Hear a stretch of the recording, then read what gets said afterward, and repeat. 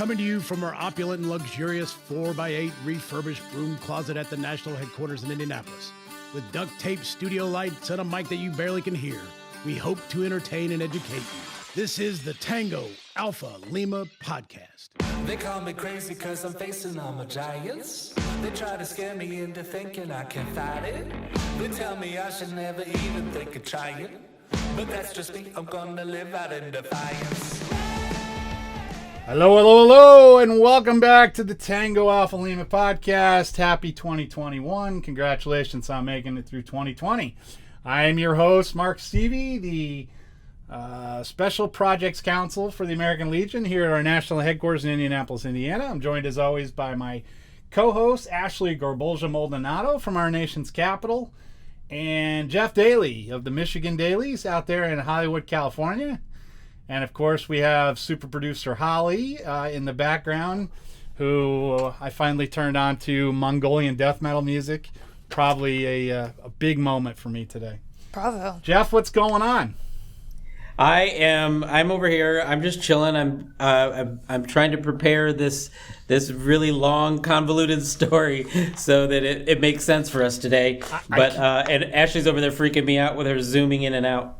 Want to get a good close up, It's very important. Yeah, as long as we got the dogs. As long as we got the dogs in the background, we're good to go.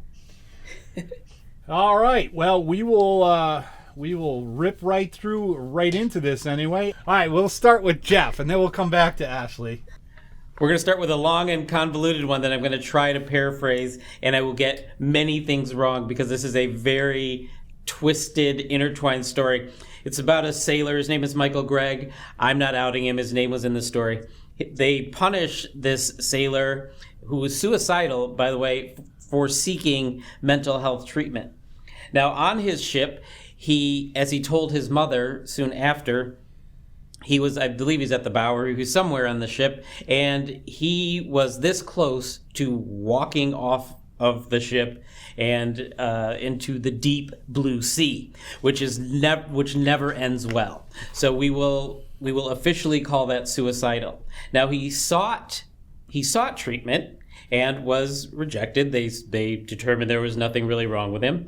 And he was rejected not a second time, but a third time. And eventually he was just like, I'm not going to work. They couldn't even get him out of the rack. And so eventually they told him, you're going to be a deserter if you don't get out of the rack and show up for your NJP, or in the Navy they call it Captain's Mast. And if your military experience is only movies, he was AWOL and they were sending him before the man. So he went to get his NJP, and they did everything possible. They took a rank away. They took 2 weeks' money away. They restricted him to 60 days on the very ship that was the trigger for his panic attacks and his suicide attempt.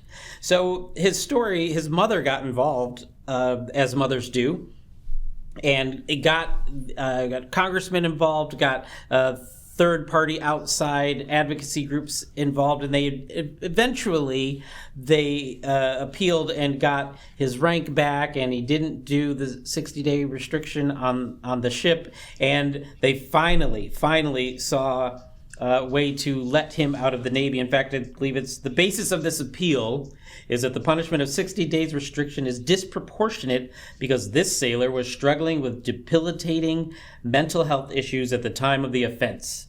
To keep him in the U.S. Navy longer is simply inappropriate, if not wholly problematic, for his continued safety. Now, if this was just an isolated story, we'd still talk about it because it's absolutely nuts. But it's also that there is a problem in the Navy. In 2020, a total of 62 active duty sailors and 12 reserve duty sailors have died by suicide.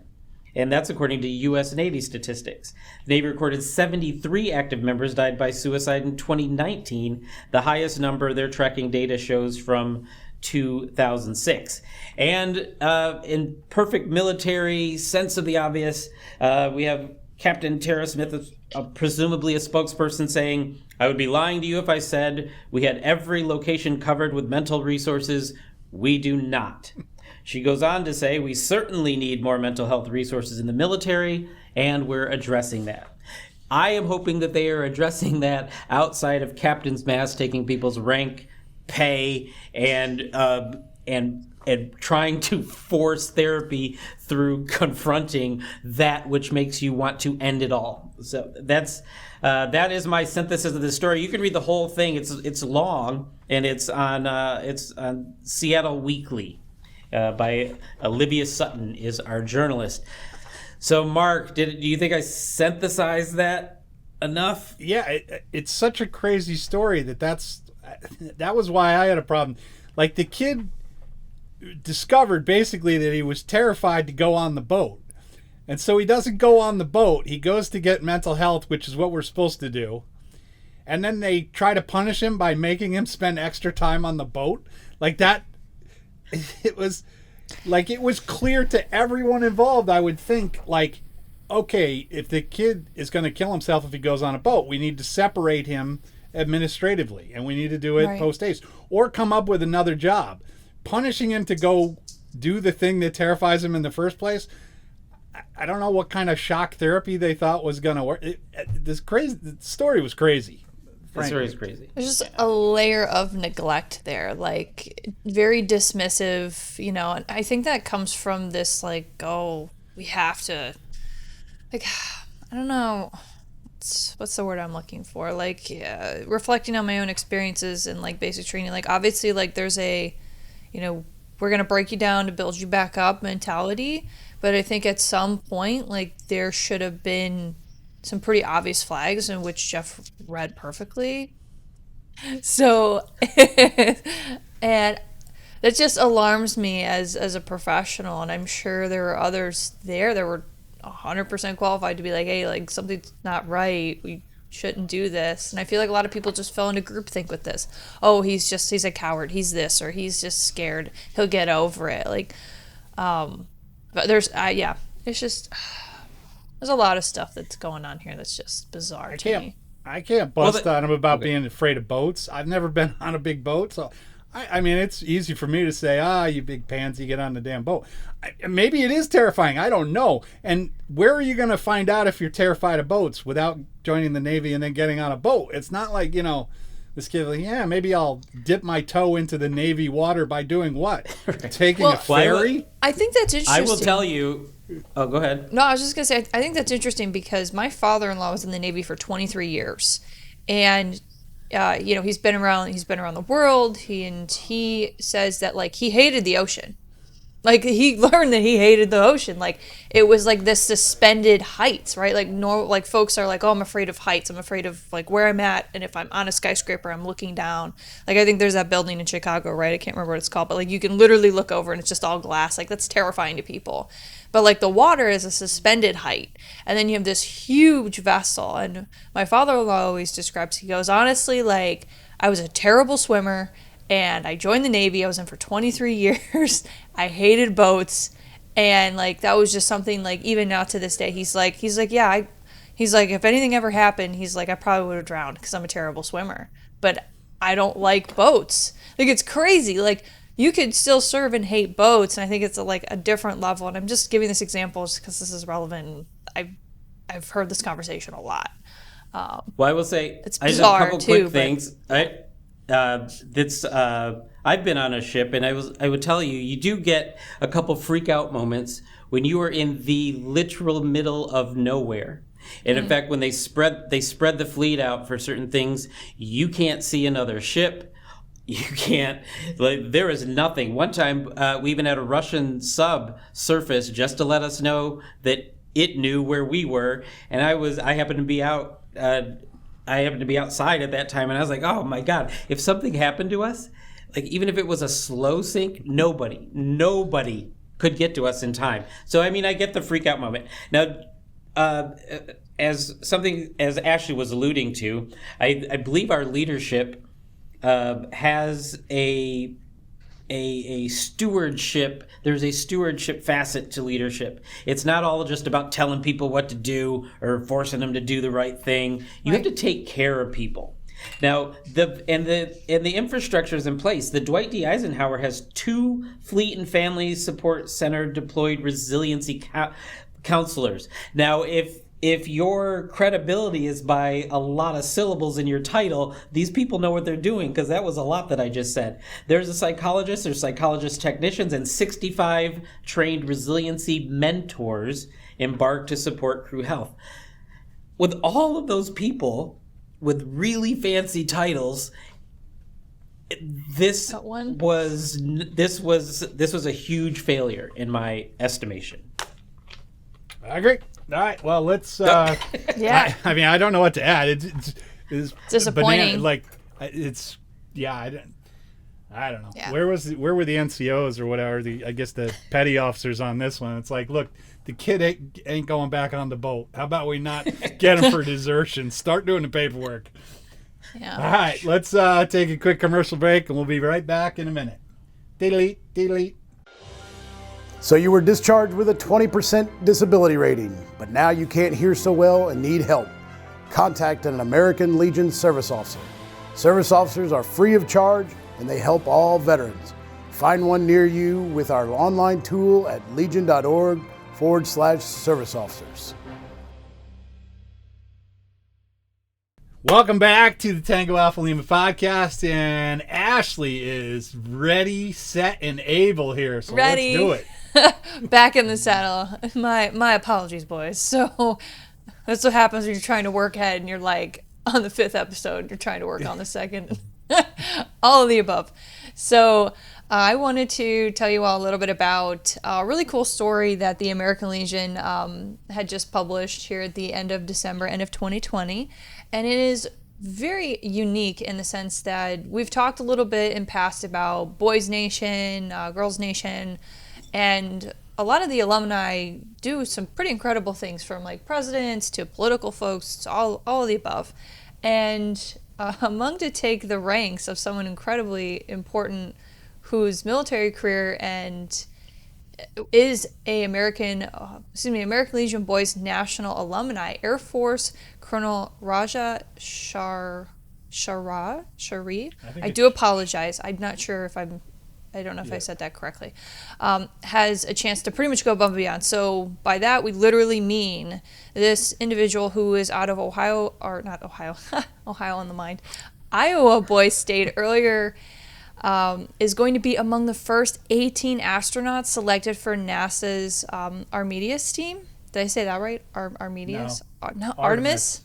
Man, I'm like 2 for 2. Not great. So basically, for those of you who aren't aware, so the goal of that mission is to land the next man on the moon, but also the first woman on the moon in 2024 and establish a lunar base by the end of the decade. So how cool is that, right? So I know Jeff loves to talk about Space Force, right? But this is like a whole nother level of service members going above and beyond to infinity. See what I did there? See, I'm making up for it with my jokes. This is good. So Jeff, I got a question for you though. What happens if Colonel Raja Sherry here goes to the moon and decides he doesn't like space? Do they make him spacewalk? Do they lash him like? They make him spacewalk for 60 days and take away one of his ranks. I don't know. He's not in the military. Make him do overhead arm claps. I mean, he's not in the military. He's in the Air Force. Oh, well, he's in NASA now. But I guess they stay in the... And like you just said, I'm not going to repeat that. Air Force, I've been quoted as calling military adjacent. But I won't say that here because I'll get hate mail. So I think this is great. I love the boys' state people. They're everywhere. I mean, they go from politics to being the greatest basketball player that ever lived to being guests on this show, which is a great, huge accomplishment. Right. And I love this actually, and I wonder what it's going to 18 people. I wonder if he's going to get confused and run for leadership, and start politicking the people. Interesting. I do love his quote in here because he talks about how, when he was a kid he wanted to be an astronaut, and he said he noted that just because they're on the initial list doesn't mean they'll be on the missions. It just means that they're ones getting their hands dirty as they develop the hardware. And he said, as I got older, I started to think, that's silly. I'm never going to be an astronaut. And then the pendulum kind of swung back. I really think about the time I was in test school when it dawned on me that I actually looked at people who were going to be astronauts in the past and looked at my career. They're actually kind of similar. I never really wanted to be an astronaut, but I mean, that's the top of the top, right? I mean, if you have a dream, your chances of being an NFL quarterback are significantly higher than ever being an astronaut. It's significantly higher. I mean, for the rest of us, they always say the sky's the limit, but not for astronauts. I mean, they're a whole other level, and that's the skill set, the mindset, and just I mean, I hate using words like bravery and things like that, but that's what that is. Going to space is no joke. It's an incredibly taxing and technical job. Like, you have to, the training involved and the precision as you are in flight, like, there is obviously a certain point, like, once you break atmosphere, like, it's me, myself, and I, right? It's like, who's going to help me? Only me, myself, and I. Like, you have to let that training kick in. And it doesn't really shock me that you see a lot of veterans that are kind of within this Artemis team because they have proven themselves time and time again. And in the article itself, there's a whole lineup of the integrity of the list, and there's just few short sentence bios. But looking at these just short sentence bios, you're like, how much work and effort and years and time, right, go into this. But it's really impressive too, because I think it's really a testament again to one of our Legion programs, Boys Nation, or just in general, Boys State, because so many folks take that leadership that they've gained and they implement it later on throughout their lives. And, with this gentleman particularly, he's a graduate of the Air Force Academy. And, there are just certain steps to how you get to success, and success is subjective, right? So success looks different to different people. But you're right. There is something to be said about becoming an astronaut. It's like, you're like forever a star, No pun intended. I see what you did there. I would puke if I went up on a tilt-a-whirl right now. So I'm a hard pass on the whole astronaut thing. But best of luck to you, Colonel. I wish you well. All right. And the rest of them. And the rest of them. Right. I don't want to. And to the first woman who is on the moon. Hopefully it's not like the episode of Space Force where she gets on the moon. I don't know if y'all saw that episode. Fabulous if you haven't watched it. But she was the first woman on the moon. I don't remember that one. You don't remember that? I'm such a bad TV watcher. I forget things immediately, and then I can rewatch them, which is why I watch the same episode of Supernatural about twice a week. All I would say is start preparing your air quotes, people. Topic 3. Is the military paying troops too much? Yes and no, study finds in military times. All right, before I go into this one and you guys start with the hate mail, try to distance yourself from the emotion of this story and think about it from a logical standpoint. You could say that cashiers at McDonald's are underpaid, but you don't want to start paying cashiers $100 because then burgers become too expensive, and writ large at the military. So listen to what the story says before you start dunking on it. But the military has been paying service members much more than the minimum benchmark it set decades ago, according to a Pentagon-funded study. So it should probably raise the benchmark. For roughly the past 20 years, the Department of Defense has set its uniform pay grades at about the 70th percentile, meaning 70% of civilian jobs that require similar levels of experience and education pay less than the military, and 30% pay more. But as part of a regular review of the compensation system, RAND Corporation experts suggest updating the policy. I think right off the bat, we're kind of into ridiculous territory because I don't know any other jobs that require you to work 24/7, 365. So I don't really know how you compare these things. Like, what are you comparing infantrymen to in the civilian sector? Like a sunglasses hut security guard? Because it's not even close. I don't know. But from the report, what I found interesting, they said The report finds that current military pay may be too high since recruit quality today exceeds DoD's stated requirements, and further, quality and retention both exceed the levels observed during the late 80s and mid 90s when the 70th percentile was established. However, the 70th percentile may be too low a benchmark because there are reasons to believe that the recruiting environment is much more difficult than it was in earlier periods. Figures of around the 75th to 80th percentile for enlisted personnel and of around the 75th percentile for officers are likely to meet existing recruit quality objectives. From an emotional standpoint, I think you got to pay them whatever you got to pay them. But if you're looking at it from a human resources, the pay and the retention and stuff should just be to meet the retention goals. Am I wrong on that, Jeff, or what do you think on this one? The economist in me wants to say, you pay market value, and if you start seeing things dip, then you raise the price to meet right. to increase the demand, right? Yep. But on the other hand, when they talk about comparing it, I don't know where they get these percentiles, like you said, because there are no other jobs that compare. So to me, the data is a little fuzzy to begin with. Yep. Nowhere else do you get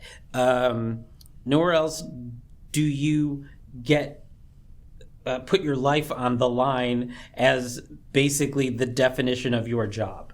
And like you said, it's 24/7. How many other jobs are under the Uniform Code of Military Justice, and not just the regular legal system? How many jobs can they make you move somewhere you don't want to move? How many, there are so many aspects to this that are that deserve compensation, that are variables with which they should use to determine compensation.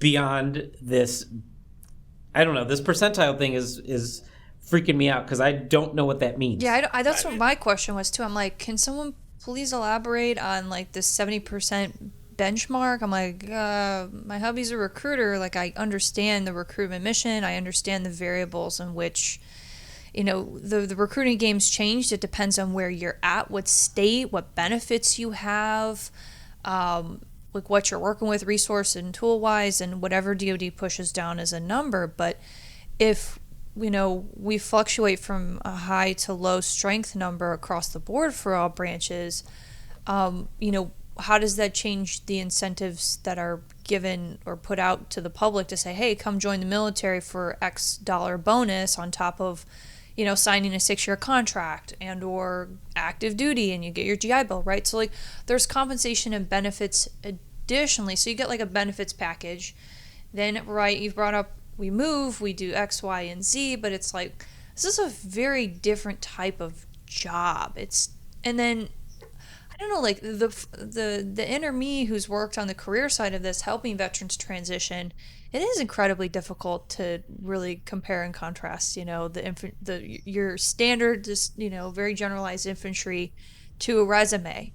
I don't know, maybe I'm getting a bit off track, but I don't know, like I'm confused by these arbitrary percentiles. Yeah, the percentiles threw me off. I even tried to look into it, and I got flummoxed. I mean, if you take a CPA in the Marine Corps versus a CPA in civilian life, and you're like, oh, well, the CPA in the military gets more than 70% of the CPA. What?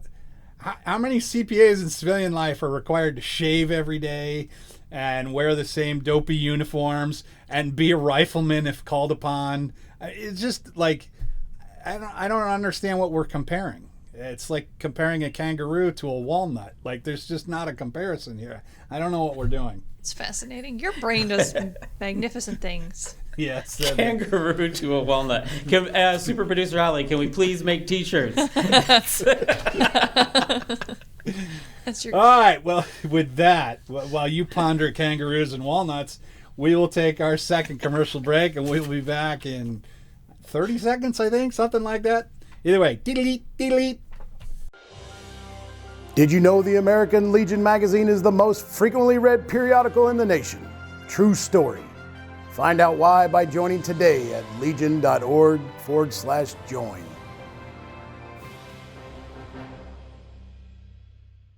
And we are back with our rapid fire, which is going to be rapider than most firing.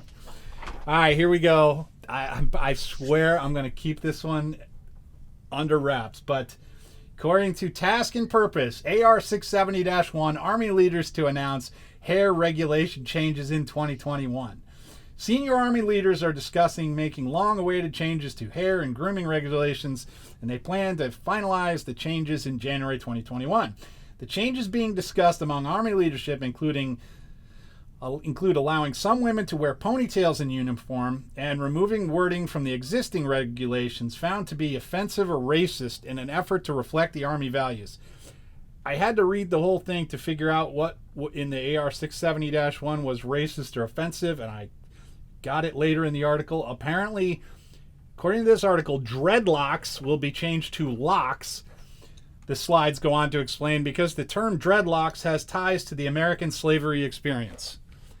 I had to look that one up. I found literally nothing to support that statement, but if Big Army tells me it is, I seldom wear dreadlocks myself, as one might note. And what little I know about them is Lisa Bonet wore them in Enemy of the State, and I thought it looked good. I think Bob Marley has them. I don't know anything about dreadlocks. I don't know why it's racist. But they are also changing the words eccentric and faddish, saying that they seem to target a specific demographic. All right, Jeff, eccentric and faddish, what demographic are they talking about? I have zero idea. I don't have. I have no idea. But it's interesting that the word parts are what are the takeaway, and that we're so concerned with labeling things. I don't know anything about the dreadlock thing, but if it's related to slave history, there are a lot of people who have slaves in their family history that use that term. So and take zero offense to it, and probably will continue to take zero offense to it, just even though someone in the Army says that it's okay. But it's because didn't this also relax some of the hair standards? Yeah, and I actually said the ponytail. Well, I know you're okay with it. You're okay with it, but I wouldn't say I'm okay with it. I'm okay with it if there's a medical, actual physical reason. Like they were saying that some women suffer from like hair loss if they have to do certain. There was one poor lady in this article who apparently had to use like this real astringent thing to get her hair to flatten down to meet requirements. That's bananas to me. Like that one I'm fine with. It's all this other nonsense that I don't like. How are ponytails better for you than? I don't understand. I don't know. I'm can I comment? Can I please comment? Because I'm the woman here. Unless I checked. And what you are? What? See, we're so blind to it, we don't even recognize it. Thanks, guys. So as a prior female NCO, a woman who worked with prior. Your prior female? I'm sorry. A prior NCO, I'm currently and identify as a woman. Okay. No joke. Anyway, she and her are my pronouns. So, here's what I'm going to just elaborate really quickly. So, the reference that you're making regarding the individual that was quoted here. So, some of these regulations are going to help women, black women specifically, right, who have been pressured to use these relaxers, so these really heavy chemical products. So the thing is, back when I was working at the Office of Multicultural Development out at the university, I sat through a really great presentation about the black women's hair experience. And I thought it was so fascinating because there are just so many different things from a cultural standpoint that I didn't understand because, you know what I mean?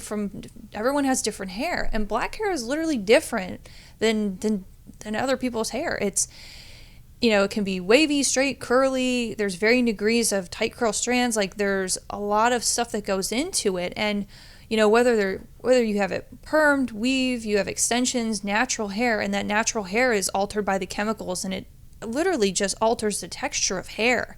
And the story that I can provide to the listeners is, while I was in basic training, I served with some amazing black women, and I remember walking into the bay one day, and this was like early on in basic training, and they were taking out like braids and these different things, and it literally left my friend with like literally like nothing on the top of her head, because like she just, as she would refer to me, she's like, I don't have great hair, and these are the things that I do to like look socially acceptable.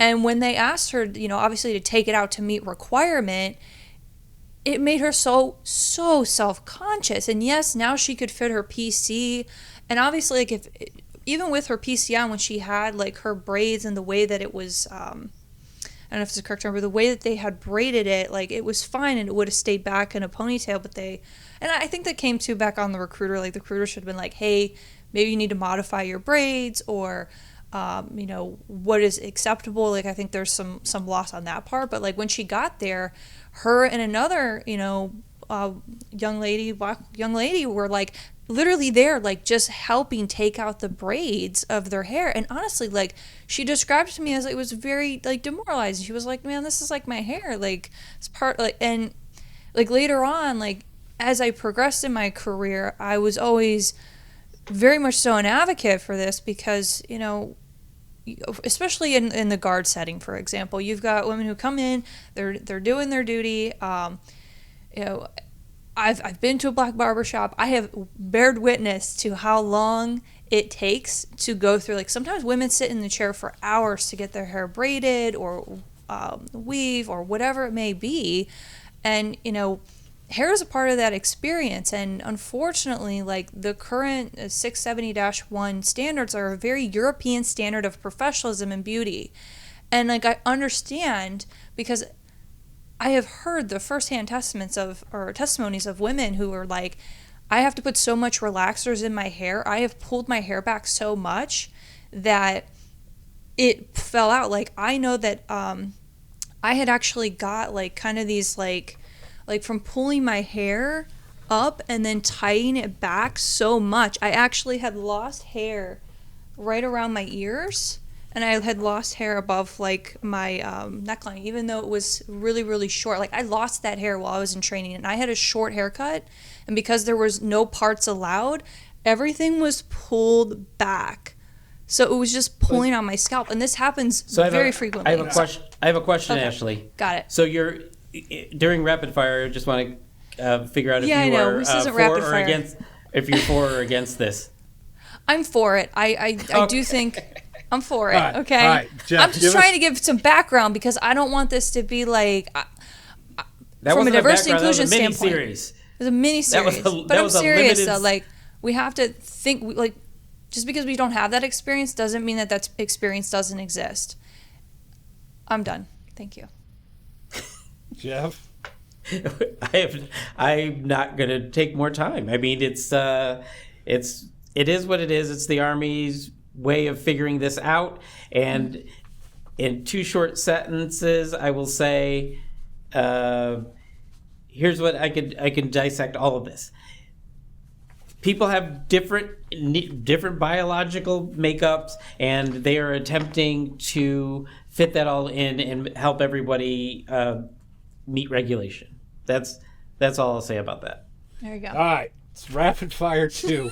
And can we please? Rapid fire. Sorry, guys. Studies suggest legislation to tamp down on obesity improve military recruiting. I'm literally just going to read this one thing, because it says the Defense Department spends over $1 billion a year on treatment of obesity-related issues, including lost productivity, according to a report by congressional research. It could be a topic for legislative consideration, according to the report. Jeff, what do you think of this? I don't know. I feel like the entire military is trying to lean more towards the core. And I don't mean Marine Corps, I mean Peace Corps. They want to get rid of or lessen standards based on market. So let's just take all the information we've had from today. Well, let's lower the pay as much as we can, and then so we can get more people wanting to join, and then lower the standards so we can get more people in. I don't know how we win wars. That's Ashley? So my comment is, I'll try to be brief. There is a large body positivity movement happening. We can recognize that. That's real time. That's happening. Now, as far as body compensation goes, I have seen a few things out there presently that they want to review how women are being taped. I literally did an entire project while I was exiting my bachelor's degree as part of a capstone for exercise science, specifically looking at the different body composition methods and how they favor men, and typically for women they don't account for different body sizes and types. So I think there's an opportunity from a science perspective to look at how do we make it so that 32% of women, and that could be off now because this was a few years ago, how do we make sure that women who have had children or these different variables, I get it, but everyone's body's different, and not everyone's going to go back to being their post individual training, basic training body. And as our bodies change, we need to think about those things from a biological, physiological standpoint. And the jobs, I think we need to think about that too, because sometimes healthiness is perceived purely at a physical level. If you can move box A to box B to wherever they need to be, awesome. I do appreciate and understand the rigorous of the standard. And I think that has to really kept in its hold in place with certain occupations. So that's my thought on that. The article you don't have to agree with me. It's fine. The article said specifically obese. It wasn't about different shapes and all that. It said obese, and it's the military. You can't be in the military and be obese. Yeah, no, I'm not disagreeing with that. I'm just throwing in these other outliners because these conversations are all happening within the same vein of what this conversation has come to. I'm going to be the old school jerk. I don't care what shape you are. I don't care if you're a rhombus, an oval, a circle. I would entirely base your pay on how well you do on the PT test, and screw it. If you're a 60% on the PT test, you get 60% of your pay. We don't have time for fatties, and I am a fatty, and I don't care. But when I was in the military, I was a 300 PT score, and if you're in, you should do what's required of you. But, yeah, I'm a jerk. All right, so we'll go rapid fire 3 real quick here. Seriously, rapid fire. Veterans in the 117th Congress. I'm just going to read some numbers. 91 total veterans in the 117th Congress, which is the lowest since World War II. 17 in the Senate, 74 in the House, 28 Democrats, 63 Republicans, 13 served in the military before 1960, 50 served in the military after 2000. Jeff, how are we doing on veterans in Congress? Well, like everything else, it's difficult. I'm not surprised that the numbers are down. It's difficult to convince quality individuals to take on that horrific job and the scrutiny that goes along with it.